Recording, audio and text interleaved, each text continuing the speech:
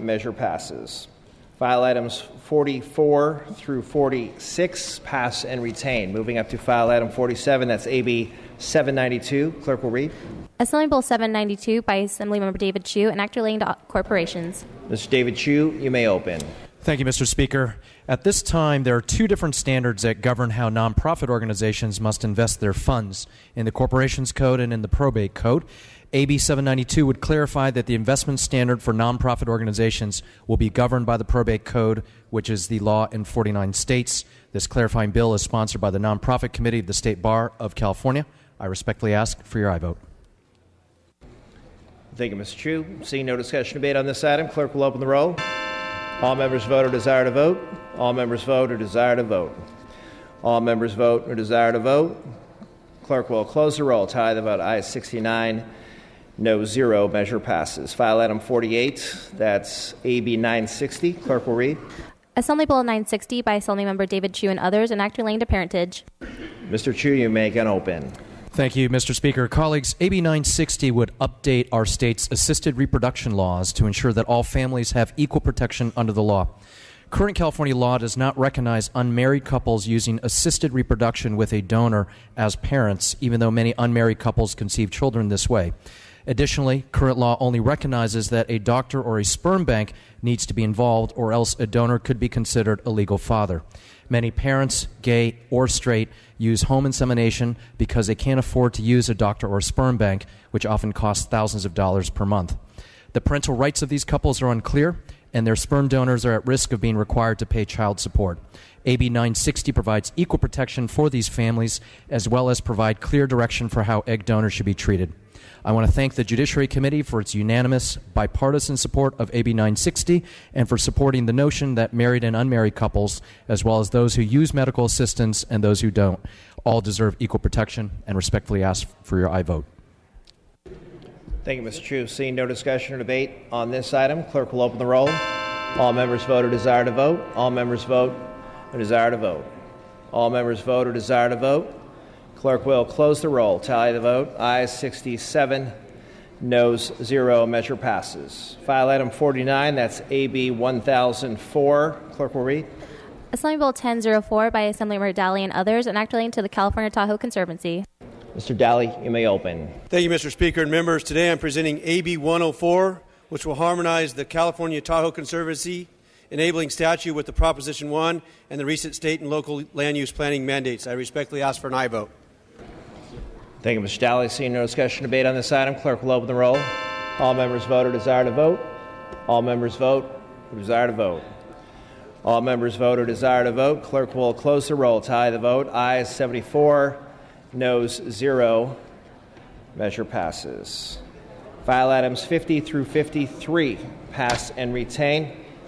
File item 54, that's AB 604. Clerk will read. Assembly Bill 604 by Assemblymember Olson and others, an act relating to vehicles. Ms. Olson, you may open. Thank you, Mr. Speaker and members. AB 604 modernizes our laws regarding motorized skateboards. As you may recall, they were outlawed in the late 70s because at that time they were gas-powered, noisy, polluting. Since that time, technology has advanced drastically. Now they are clean, they produce zero emissions, they're silent, and they're a great option for short commutes. With that, I respectfully ask for your aye vote. Mr. Frazier, you are recognized. Thank you, Mr. Chair, and I must rise in opposition of AB 604. I agree there is no reason to keep the current ban on motorized skateboards in place, but I continue to have safety concerns regarding their use by the children. An age limit of 16 is more reasonable for a product that can reach speeds of up to 20 miles an hour and has no steering mechanism by traffic. Most children simply do not have the maturity and judgment necessary to safely ride on these motorized skateboards right next to vehicles on the road or alongside bicyclists and pedestrians. This is until the bill contains the same age limit and statute on mopeds. I strongly urge a no vote. Thank you. Mr. Williams, you are recognized.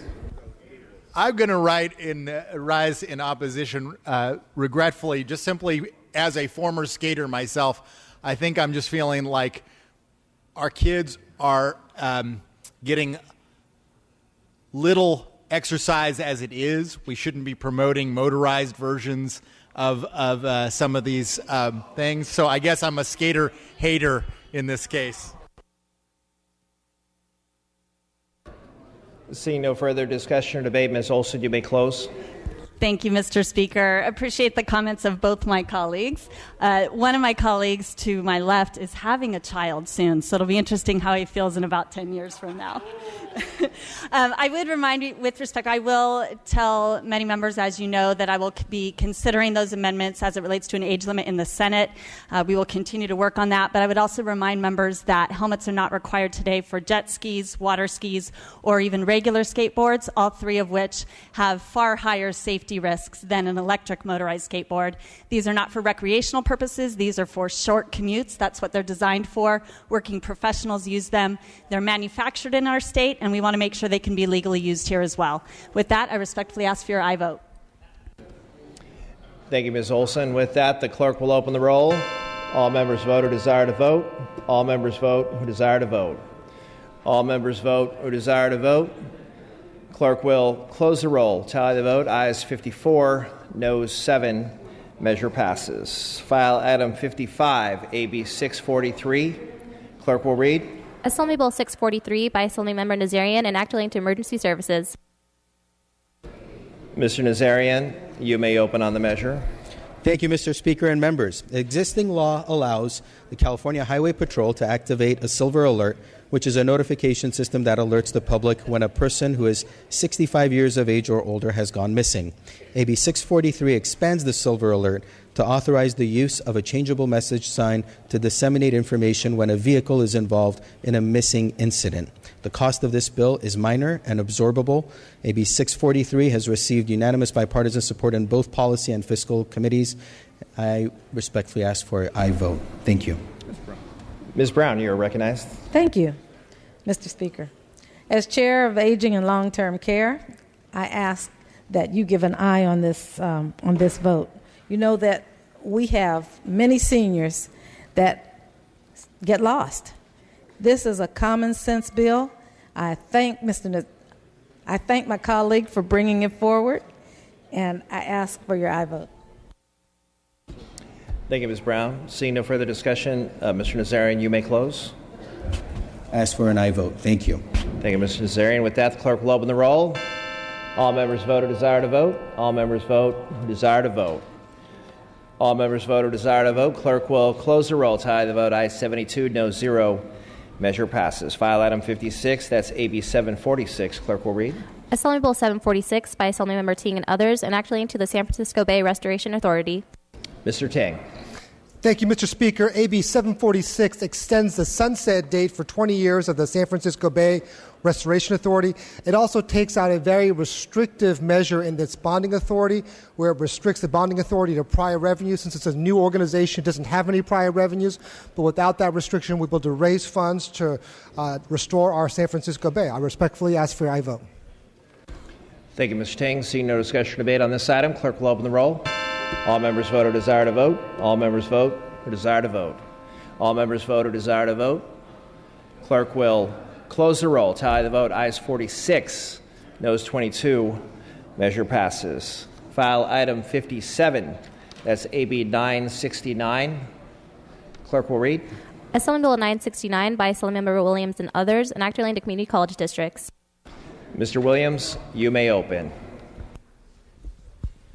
Members, this bill, 969, clarifies current law and allows a California community college district to remove, suspend, or expel a student for conduct that threatens the safety of students in the public, whether that conduct occurs on or off campus. Members, I believe if you look at the current law, that community colleges do have the ability to enforce and expel students for sexual assault off campus.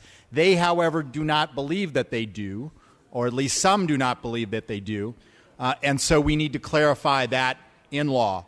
About 70% of rape and sexual assault victimizations occur either at the victim's home or in the home of another known person, meaning that most sexual assaults do not occur on campus or during campus-related events, but do involve two students.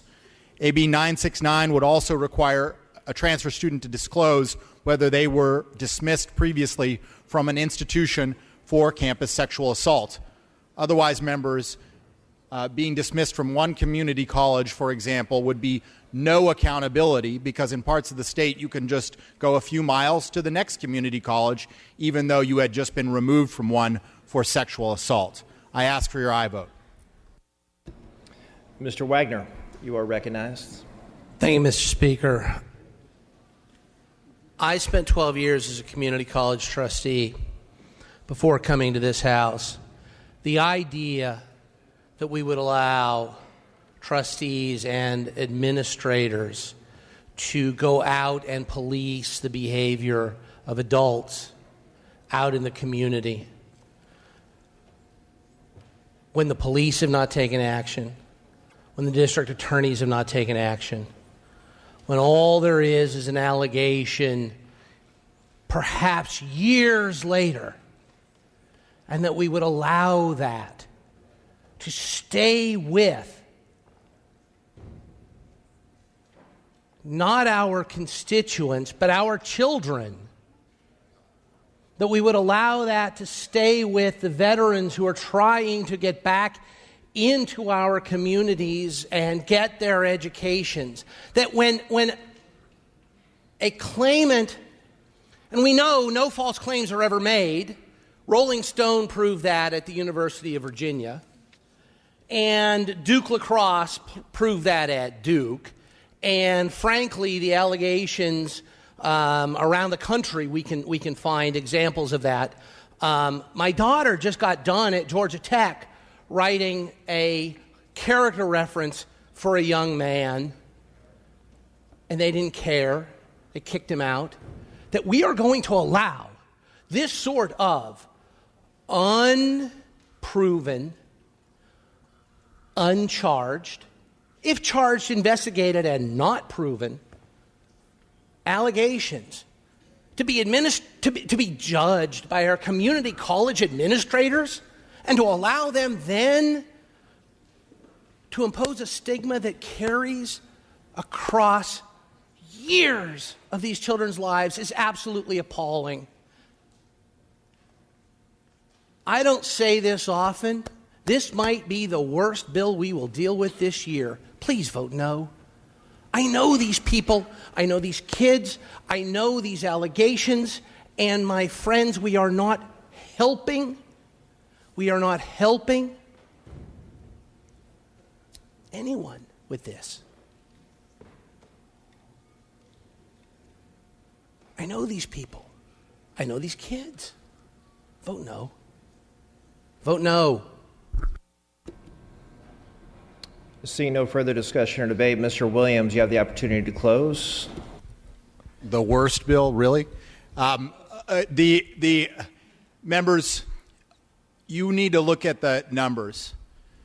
The instances of anyone being held accountable for rape in the society is less than 1% of cases.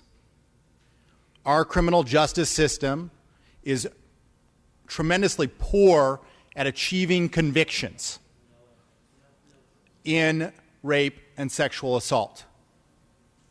And if we are saying that we should only leave it up to the criminal justice system, where the evidentiary standard is beyond a reasonable doubt, then we are essentially saying that rape should not be punished in this society because our criminal justice system is simply not punishing it. This is an academic issue, and our higher institutions of higher education are charged with enforcing an academic code of conduct. That academic code of conduct includes not raping fellow students. They are much more equipped to being able to provide accountability. And members, the largest accountability that they do provide in the community college system is a 5-year dismissal from the system. If you don't want them to do that, then you would have to change current law, since current law says they are supposed to enforce that code of conduct. This bill simply clarifies that that applies off campus if it includes students. I ask for your aye vote. Thank you, Mr. Williams. With that, the clerk will open the roll. All members voted desire to vote. All members vote who desire to vote. All members vote who desire to vote. Clerk will close the roll, tally the vote. Ayes 49, noes 11. Measure passes. File items 58 and 59 pass and retain. Moving to file item 60, that's ACR 57. Clerk will read. Assembly Concurrent Resolution 57 by Assemblymember Ashajian and others relative to Viral Hepatitis Awareness Day. Mr. Sajian, you may open on the resolution. Thank you, Mr. Speaker. I'm pleased to present ACR 57, which will declare May 19, 2015 as Viral Hepatitis Awareness Day. This resolution was brought to my attention by St. Louis Obispo Hep C Project, a nonprofit organization that is working hard to increase awareness regarding the risk associated with hepatitis infections. In the United States, there are more than 5 million people living with hepatitis B and C. It is estimated that almost 350,000 Californians have hepatitis B, and 750,000 Californians have hepatitis C and do not know that they are infected.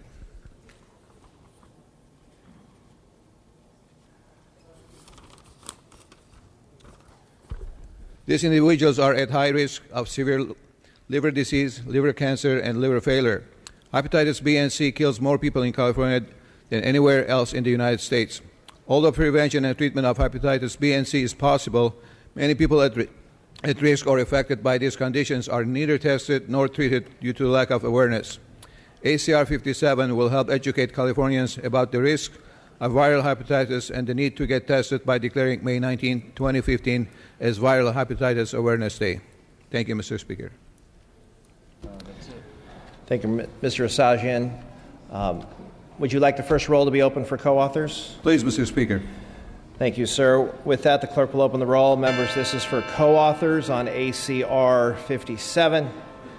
Co-authors adding on to ACR 57. The clerk will close the roll. There are 69 co-authors added. Without objection, we may take a voice vote on the resolution. All those in favor say aye. Aye. Opposed say nay. The ayes have it. The resolution is adopted. Moving to file item 61, that's AJR 9. Clerk will read. Assembly Joint Resolution 9 by Assemblymember Chang and others relative to patents. Ms. Chang, you may open on the resolution. Mr. Speaker and members, in recent years, the U.S. patent system has been exploited at the expense of employers large and small. Patent assertion entities, commonly known as patent trolls, have found vulnerabilities in our legal system and use them as weapons to extract money from honest businesses and entrepreneurs. Patent trolls do not make or develop anything. They serve no other purpose than to sue entrepreneurs. They form shell companies and acquire ambiguous patents. They then aggressively use those to sue businesses for patent infringement. And they don't just go after the manufacturer of a patent, but everyone who uses it. So when Cisco is sued for patent infringement on a Wi-Fi device they manufacture, so are corner coffee shops elsewhere who happen to use the Wi-Fi technology. These coffee shops receive letters demanding payment for the perceived patent violation, and in other cases, restaurants are threatened for store locator mechanisms on their websites. Retail stores are targeted for printing receipts at cash registers and selling gift cards. Small businesses are told copier machines are in violation of patents. Podcasters are sued, for podcasting. Patent trolls will go after big technology companies, but mostly target Main Street businesses. Patent trolls know the cost of litigating patents is very expensive, and they depend on it so that they can force businesses into settling instead of enduring a costly court battle. Sadly, the cost of the average patent settlement paid by a small or medium company is $1.3 million. And of the cases that do see a judgment, patent trolls lose 92% of the time, underscoring the questionable merits of their cases. Every time they are sued, entrepreneurs are forced to divert resources into litigation instead of investing in new innovations or growing their small business. Collectively, this costs our economy billions. Patent trolls put innovation and economic growth at risk. Please stand with me and California employers by calling on Congress to address this critical issue. I respectfully ask for your support on AJR 9, and I also would like to ask for the first roll to be open for co-authors. Seeing no discussion or debate on this item, Ms. Chang is asking that the first roll be open for co-authors. Clerk will open the roll. Members, this is for co-authors on AJR 9. co-authors adding on AJR 9. The clerk will close the roll. There are 68 co-authors added on this item. The clerk will now open the roll. This is a roll call vote on AJR 9. All members vote who desire to vote. All members vote who desire to vote. All members vote who desire to vote. Clerk will close the roll, tally the vote. Ayes 72, no 0. Resolution is adopted. Members, moving briefly back to guest introductions. Mr. Levine, your guests have arrived today. Thank you, Mr. Speaker and members. It is my pleasure to introduce students from Terra Linda High School in San Rafael. Go Trojans. Please join me in welcoming Terra Linda High.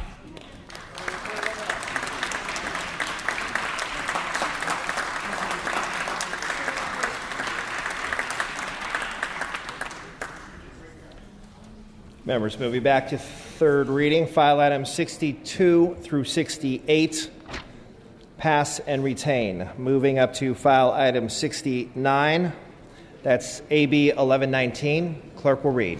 Assembly Bill 1119 by Assembly Member Rendon, an act relating to public utilities. Mr. Rendon, you may open. Thank you, Mr. Speaker. AB 1119 gives counties the authority to challenge development projects that encroach on unincorporated county territory. This bill is about parity between cities and counties and is in response to a recent legal case in LA County where courts held that a county does not qualify as a municipal corporation. AB 1119 provides counties with the same tools that cities have to challenge and engage with infrastructure developments in their own territory. This will not affect the LA City legal case or any future decisions related to the case. I respectfully ask for your aye vote. Thank you, Mr. Rendon. Seeing no discussion or debate on this item, clerk will open the roll. All members vote who desire to vote. All members vote who desire to vote. All members vote who desire to vote. Clerk will close the roll. Tally the vote. Ayes 71, no 0. Measure passes. File item 70. That's AB 1455 for the purpose of amendment. Clerk will read with amendments. Assembly Bill 1455 with amendments by Assembly Member Rodriguez. Mr. Rodriguez, you may open on the amendments. Mr. Speaker and members, I rise today for the purpose of amending AB 1455. The amendments will add co-authors and delete a co-author. I respectfully request your aye vote. Thank you.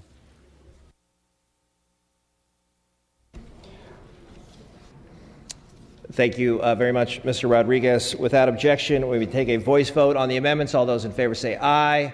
Aye. Opposed say nay. The ayes have it. The amendments are adopted. Bill is out to print and back on file. File item 71, pass and retain. Moving to file item 72, that's AB 1127. Clerk will read. Assembly Bill 1127 by Assembly Member Cooley, an act relating to domestic violence. Mr. Cooley, you may open. Thank you, Mr. Speaker. Colleagues, AB 1127 is a measure to support Sacramento County deal with its extensive issues of domestic violence and human trafficking. It'll authorize the county, if it goes forward, to establish a charge on vital records to support funding of a one-stop justice center.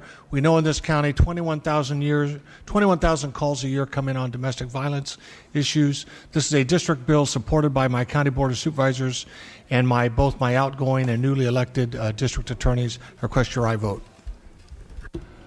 Thank you, Mr. Cooley. Seeing no discussion or debate on this item, clerk will open the roll. All members vote who desire to vote.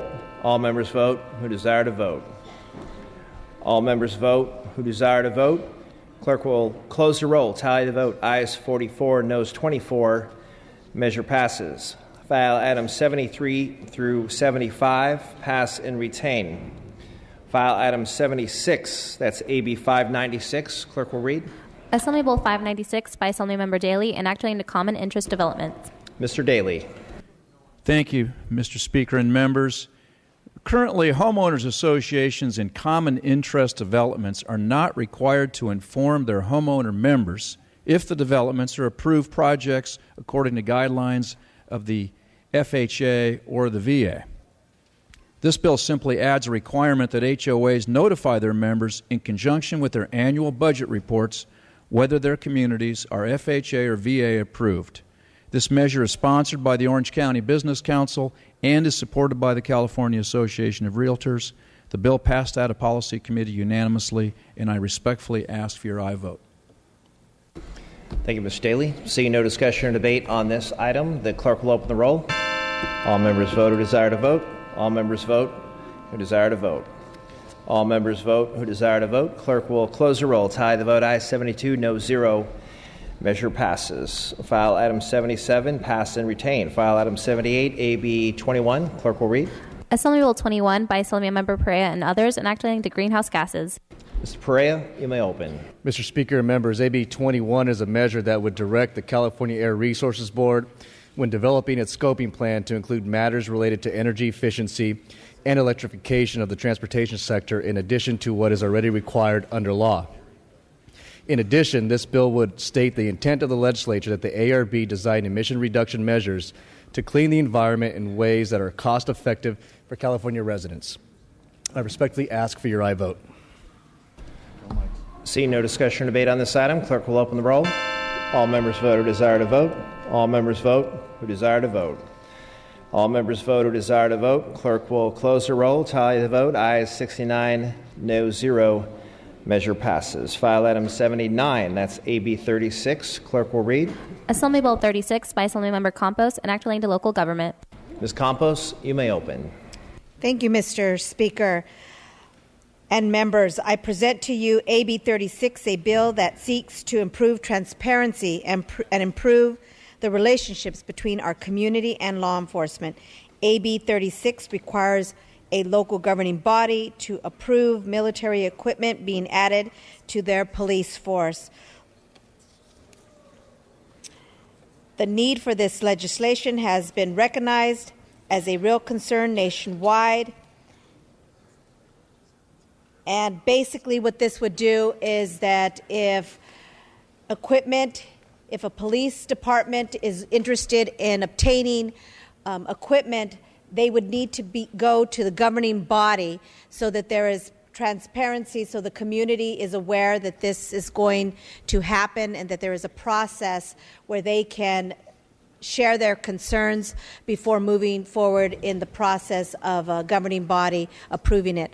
I respectfully request your aye vote, and I look forward to working with any other special parties that may be interested in any other things as I move forward to the Senate. Thank you. Thank you, Ms. Campos. Mr. Rendon, you are recognized. Thank you, Mr. Speaker. AB 36 is a simple transparency bill for how local governments can decide on the acquisition of military equipment for their local police department. AB 36 requires only a public hearing and a vote of its governing body. When a community decides to give its police force military equipment, it should be the community that decides. This decision needs to be deliberative and not made in haste just because the federal government suddenly makes military equipment available. Thank you, Mr. Rendon. Mr. Ridley Thomas, you are recognized. I just wanted to applaud the author for this forward-thinking measure. The President of the United States is following her lead, so I think it's worthy of our recognition, and I would urge support of AB 36. Thank you.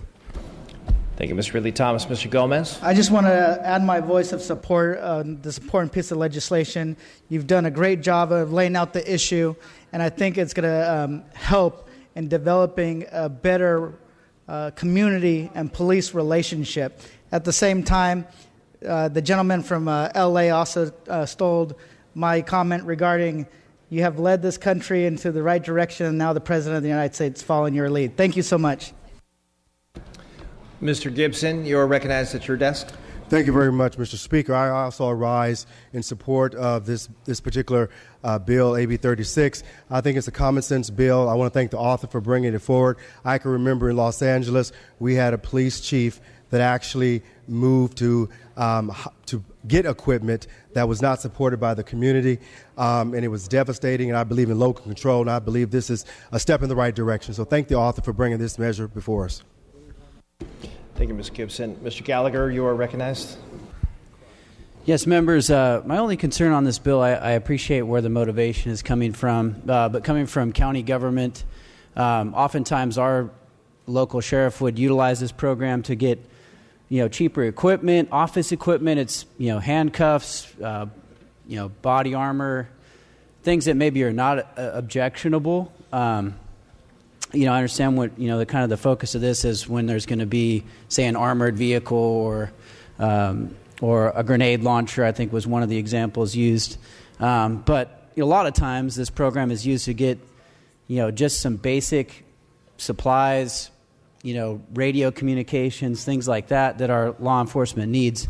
So I would just encourage the author, as this bill moves forward, to see if we could limit the scope of what this is going to include, because it may put an unnecessary burden on some of the real needed supplies that our law enforcement needs going forward.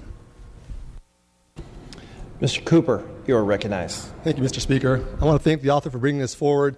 I do have some current concerns, though, with the equipment, and it's not just about MRAPs and other things. Quite often, a lot of departments save the public money. They buy helmets for the officers to wear on the streets, vests, computers, search and rescue vehicles, 4x4 all-terrain vehicles, so quite a bit of equipment that otherwise the taxpayers would be burdened using. And as far as the MRAPs going, I do agree folks don't need grenade launchers in certain items. But for instance, here in Sacramento County, we have helicopters that are used in search and rescue, surplus military helicopters. So the program has been effective. I've actually used items and acquired items for departments. And I guess more importantly, the sheriff's a constitutional officer, so we're going to have the Board of Supervisors tell the sheriff what he can or cannot have, and that's an issue with that. So like I said, I do agree there are certain items that local law enforcement does not need, but there's the everyday mundane items that really aren't a threat to the public and really are not they are transparent to begin with, that we save an enormous amount of money on. So those are my only concerns. Thank you, Mr. Cooper. Mr. Wagner, you're recognized. Thank you. Just briefly, I want to recognize the concerns just expressed and also by my colleague from Northern California. We did see, apparently just today, but perhaps the news broke over the weekend, the Obama administration making some moves to restrict the access of police agencies to some of the more esoteric, the Humvees, the grenade launchers, the things that really, I think, do motivate this bill. And I applaud the author. I think it comes from the right place. But we're watching the feds step in to try to make some changes in the program that this bill is aimed at. And I would say the thing to do at this point would be to recognize that federal involvement, let the federal involvement play out. We'll see what particular tools are withdrawn from the market and which are allowed to go forward. And we also then would not run afoul of the things indicated by my recent colleagues, some of the things like handcuffs and things that don't raise the specter of Humvees and grenade launchers, et cetera. So my suggestion, for what it's worth, would be at this point that given the federal involvement in the Obama administration, perhaps we're a little premature. Let's make this a 2-year bill. Let's see how the federal action plays out. Let's not hamstring our locals on their efforts to get just some of the and get cheaply some of the mundane policing equipment they need, and kind of leave the question of some of this more heavy-handed stuff to a later date after we see how the feds have acted. So certainly a good bill, and kudos to the author, but it does look to me like the feds have sort of preempted the need for this bill at this point. And for that reason, I'm going to be a no on it and urge a no vote. Mr. Bloom. Thank you, Mr. Speaker. I'm not sure why a public hearing is a problem on an issue like this. This, to me, seems like a very simple matter. Coming from local government, as many of us do, something goes on the agenda. A couple of weeks later, a city council or local agency votes on it. I don't see where this really precludes the acquisition of anything, unless there's some timing issues that are involved, and perhaps the author can speak to that if that kind of situation does exist. This gives the opportunity for the public to know what's going on. I know in Santa Monica, when we were getting rid of used equipment, we sent equipment to the south after Hurricane Katrina. We sent used equipment to Mexico. These things were on the council agenda. We voted on it. It was done. So if you can agendize something and have a public hearing when you're getting rid of equipment, why not do it when you're acquiring it? Ms. Gonzalez, you're recognized. Yes, I rise in support of this bill. You know, we come from, in San Diego, a school district, where the police within the school district acquired a tank. And that the parents, teachers, and school board did not even know that happened until the media pointed it out. So quite frankly, you can imagine the kind of reaction that caused. Eventually it was returned. But when we're talking about common sense products that a police department or a sheriff's department need to acquire, it's not going to cause problems, but it will prevent police who operate like in school districts and want to acquire a tank to think twice before they bring that forward, because they would have to have that public discussion. So I think it's a common sense bill, and I thank the author for bringing it forward. Seeing no further discussion or debate, Ms. Campos, you may close. Thank you, Mr. Speaker. The reason why I brought this bill forward, as you can see, there is plenty of discussion. But as my colleague from Santa Monica stated, it really is a bill that just gives the community and the council the ability to have a meeting. And those of you that have served on local government know that the turnaround is very short. It goes on the agenda, they make a decision, and as long as it takes the internal administration to move forward on purchasing something, it's really up to the internal management that is reporting to the council. And to my other colleagues that had concerns about whether this would prohibit councils or the police or the sheriffs to be able to purchase handcuffs or equipment or helmets, I will be taking up those concerns as it moves forward to the next House to address narrowing what it really will focus on. The concerns that this bill will address is really the tanks and the big military equipment that we see, and permission to use a prop. Without objection. Would be the tanks. Those are the equipment that we're really concerned and that this bill would be able to address. So I respectfully ask for your aye vote as we move forward. Thank you, Ms. Campos. With that, the clerk will open the roll. All members vote who desire to vote. All members vote who desire to vote. All members vote who desire to vote. Clerk will close the roll and tally the vote. Ayes 52, noes 11. Measure passes.